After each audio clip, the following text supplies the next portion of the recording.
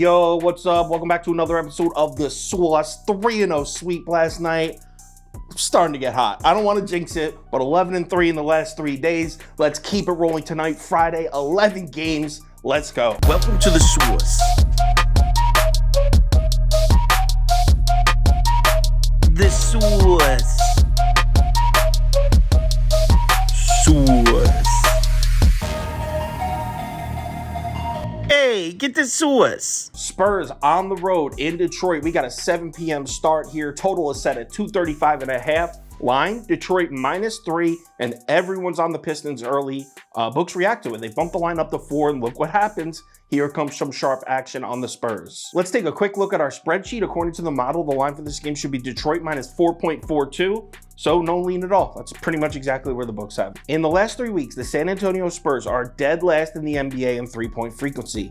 No team takes fewer threes than the Spurs. I mean, this offense runs from shots at the rim and the mid-range jump shot. If this game was happening 2 weeks ago, I'd be saying, hey, that plays right into the strength of the Pistons defense. In fact, that's pretty much been the only strength of the Pistons defense for most of this season and last season. But in the last 3 weeks, Detroit's all the way down at 15th in protecting the rim. Want to know where they are defending the mid-range jump shot? 30th, dead last. So as bad as the Spurs are, I think they're scoring points on this Pistons defense tonight. This game comes down to whether or not the Spurs are getting their pieces back.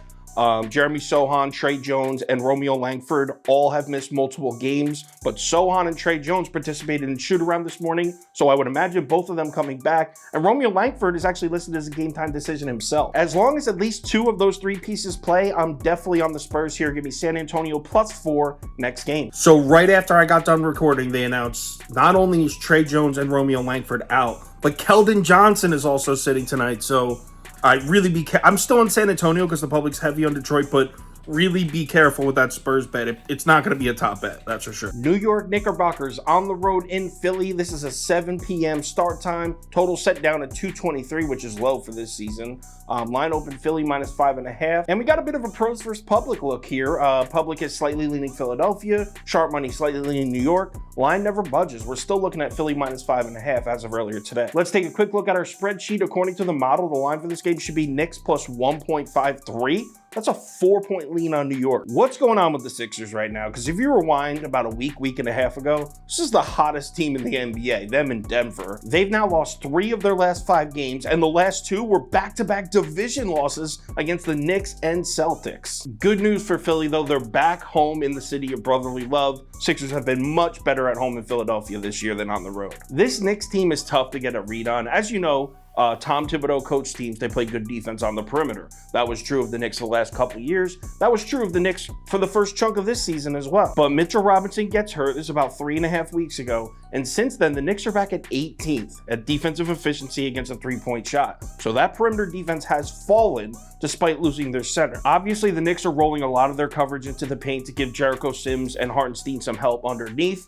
And it's working because their perimeter defense may have fallen off a bit, but the Knicks, despite missing Mitchell Robinson, are 6th in the NBA in defensive efficiency at the rim in the last 3 weeks. What does that mean for this game? Well, that means that Joel Embiid is going to see a shitload of double teams. So it's going to come down to James Harden and the Philadelphia outside shooters. If the outside shots are falling, Sixers should beat the Knicks pretty comfortably. If they're not falling, Sixers might struggle a little bit in this one. Here's the moment of truth. In the last 3 weeks, Philadelphia is 3rd in the NBA in 3-point efficiency. Their outside shots have been falling, so that means when the Knicks double team Embiid, the Sixers should be able to take advantage of it. Prop for this game, I'm taking DeAnthony Melton over 1.5 3-pointers made. When I looked, it was at -120 on most books. You could also glance at George Niang, Tyrese Maxey, any of the Philly outside shooters. I think they're gonna hit a lot of threes in this game. As far as picking a side, you might have guessed it. I'm fading my Knicks here. I'm on the Sixers. Give me Philadelphia -5.5 next game. Phoenix on the road in Indianapolis here. This is a 7 p.m. start time. Total is set at 230.5.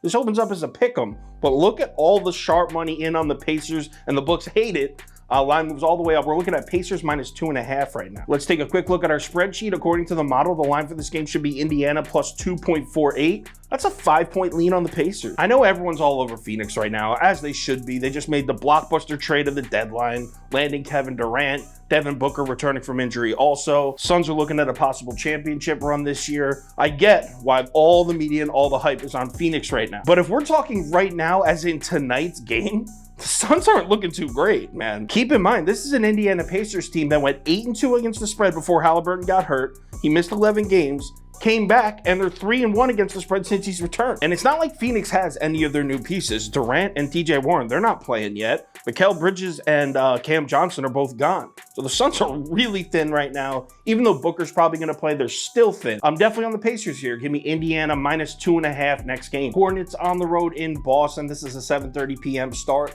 Total is set at 226. This line opened up Boston minus 10.5, but it actually dropped down to 10. Public is definitely on the Celtics, but the money's pretty even, so there are some sharps out there that like Charlotte. Let's take a quick look at the spreadsheet. According to the model, the line for this game should be Boston minus 17.8. That's a solid lean on the Celtics, 7.5-point lean on Boston. So the Celtics haven't looked good recently. They did not look good in their win over Philly the other night. Granted, to be fair, at the end of the game, Jason Tatum was the only member of the Celtics starting 5 remaining on the court. 3 of them were out, and then Jaylen Brown took an elbow to the face from Tatum, actually. Not fractured, it's a facial contusion, I think. He's going to miss a week or 2. But if we're being honest about the Celtics, I mean, this team just really hasn't looked great since Marcus Smart got hurt. Since Smart got hurt, Celtics are just 4-4 straight up and 3-5 against the spread. Good news for Boston is they're getting their bigs back, most likely Al Horford and Robert Williams returning to the floor for Boston tonight. But still no Marcus Smart and obviously no Jaylen Brown. Look, there's not many positive points I can make for the Hornets right now. This is a bad basketball team. Their offense is still dead last in the NBA over the last 3 weeks. The lead they blew to the Wizards the other night was terrible. I mean, I loved it. I had Wizards minus 4, I think it was, so I covered, but they were up and let the Wizards come back and beat them handedly. This Hornets team is not good, but I don't feel comfortable laying 10.5 with the Celtics right now. I mean, they just haven't looked like the Celtics since Smart got hurt. So I'm going to take Charlotte plus 10.5. This one probably won't make the ticket. If it does, it'll be like a half unit next game. Next up, Jazz at Raptors, a 7:30 p.m. start, but I'm skipping this game. Don't like it. I can't bet the Jazz on the road. I want to bet Toronto, but I think I saw it at 7.5. Just too big of a number for me. There's 11 on tonight.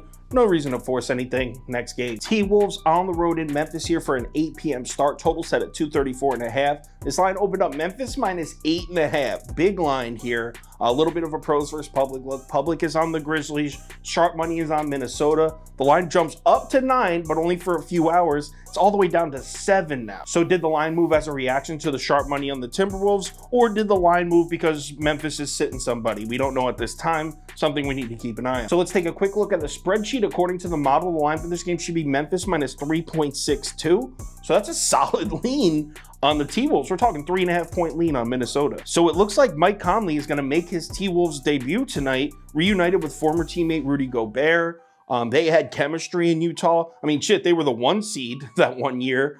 They ran a lot of the high screen. They worked together well, these two players. I don't see any reason why that doesn't carry over and they don't have the same exact chemistry here in Minnesota. Here's the problem.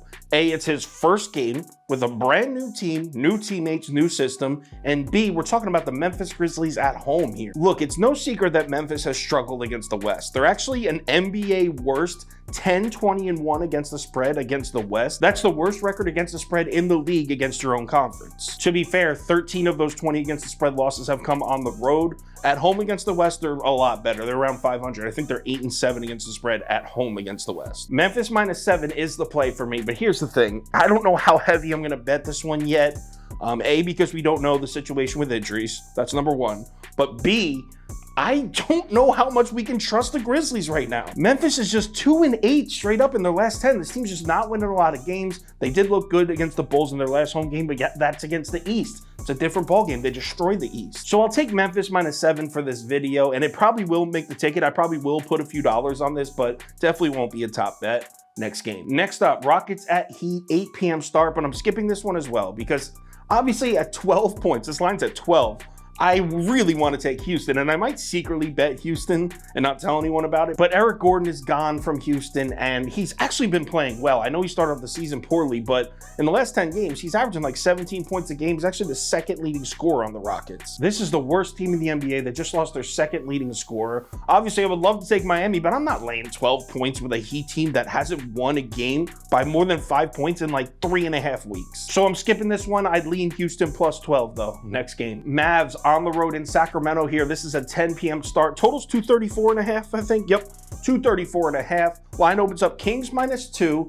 Actually, it's pretty even on this one. Some sharp money leaning towards Sacramento, and the books respond to it. They jump it up to 2.5. Let's take a look at our spreadsheet. According to the model, the line for this game should be Sacramento plus 4.24. So that's a huge lean. We're talking about a 7-point lean on the Mavs here. Straight up, it's tough for me to wrap my brain around fading the Mavericks right now. I mean, this same thing happened last year. First chunk of the season, they were regular as hell. Then the defense showed up. In the second half of the season, they were one of the best teams in the West. And then they go on to the Western Conference Final. I know everyone's talking about Finney Smith being gone. And yeah, he was a solid defensive piece, but I'm seeing people on Twitter like, oh, Dallas lost their best defender.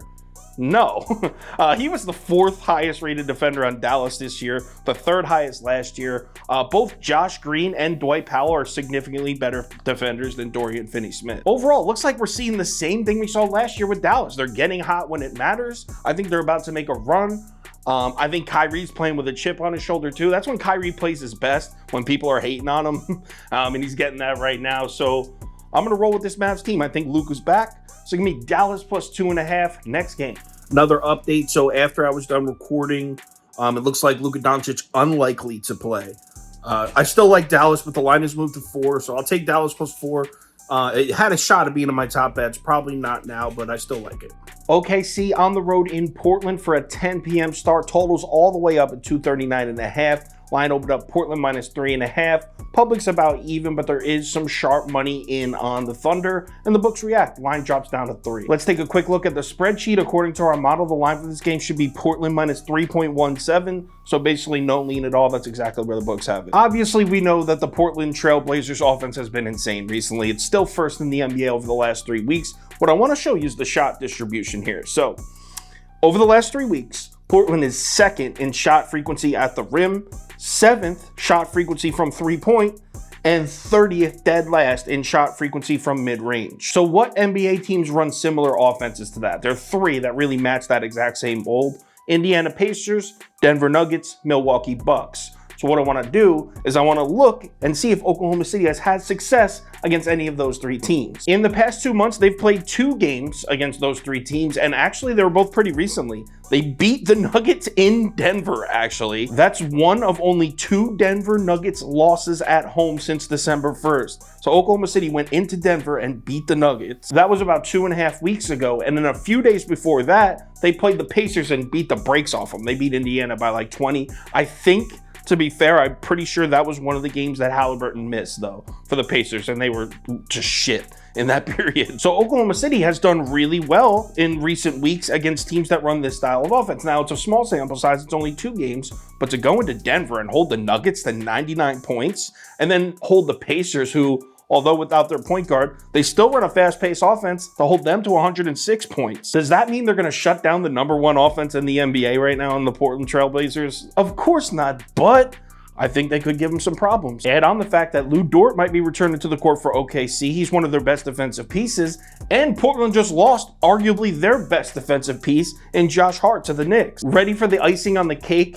Damian Lillard has a kryptonite, and its name is the Oklahoma City Thunder. This dude just does not perform against Oklahoma City. Just since 2019, he's just 4-9 against the Thunder, shooting just 40.7% from the floor in those games. So I'm rolling with the Thunder, and actually just look, the line is back up to 3.5, so I'm taking it. Love that extra half point. Give me Oklahoma City plus 3.5 next game. Next up, Cavs at Pelicans. I think this is a 10 p.m. start as well, but I'm going to skip this one because I want to bet both teams. These are 2 red hot teams. Pelicans are back. They've won 3 in a row, and we know how good New Orleans is at home. And then you got Cleveland, who looks like maybe the most unstoppable force in the NBA right now. They've won 4 straight games in blowout fashion. I would lean Cavs -2, but I'm probably not going to bet this game. There's too many games I like tonight, not going to force any. So lean Cavs -2 next game. On the road in LA to play the Clips. This is a 10:30 p.m. start. Total's 227, I think. Yes, 227. Line opens Clips -1.5, but everyone's on the Clippers here, and this line is now up to 2.5. Let's take a look at our spreadsheet. According to the model, the line for this game should be Clips plus 3.64. So we're talking about a 5-point lean on the Bucks. Kawhi Leonard is going to sit tonight for the Clippers, which sucks because that Clippers-Bucks game in Milwaukee I guess that was about a week ago. That was one of the most fun basketball games to watch of this entire season, and to see a rematch of that right away would have been awesome. I'm guessing everyone's betting the Clippers because Milwaukee's on a back-to-back, but did they know that the Bucks have never lost against the spread all season? They're 5-0-1 against the spread on 0 days rest. They've been awesome on back-to-backs. And then without Kawhi, that's their best defensive option against Giannis. I know he didn't man up on Giannis much because it was a regular season game last week, but that's the guy who clamped Giannis and knocked him out of the playoffs in Toronto a few years back. I just don't know how I can back the Clips against the Bucks that have won 9 straight, and their new pieces that they just got. I like Plumlee and Bones Highland coming to LA, definitely. Neither of them are going to be ready to play tonight. This bet may be a little square, but I'm definitely on the Bucks here. Give me Milwaukee plus 2.5. Happy to take points with a team that's on a 9-game winning streak, as long as everyone plays, but it looks like the injury report's clean. If anything changes with any of these bets, I will let you know on Twitter, so give me a follow there if you're interested. Also, if you want my top bets list and parlay of the day, that kind of stuff, head over to KyleKirms.com or download the Sauce Network app. NBA Friday, a lot of action, a lot of games I like tonight too. I'm trying not to overextend, trying to bet responsibly, but I'm on a hot streak and I like tonight, so I'm feeling it. Remember to bet responsibly, and I'll talk to you on Twitter.